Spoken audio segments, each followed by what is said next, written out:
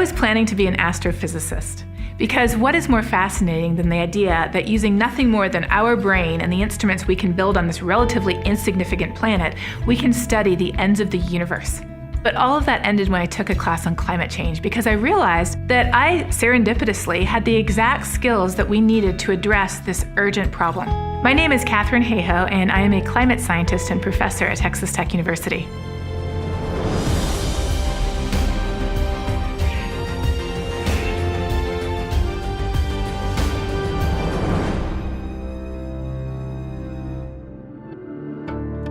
I study what climate change means to people in the places where we live. Climate change is often seen as this big global issue that only matters to future generations or maybe the polar bears.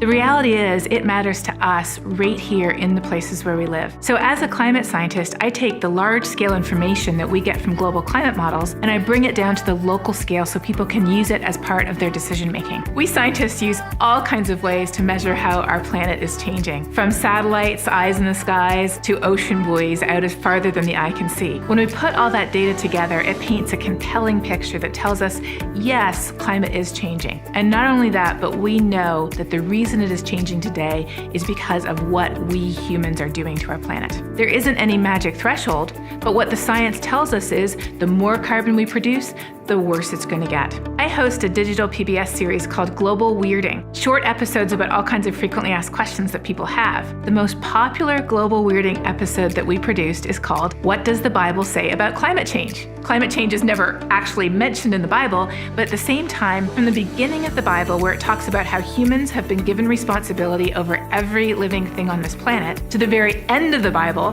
where it says God will destroy those who destroy the earth, there is plenty that relates directly to our actions and what we can do to fix it.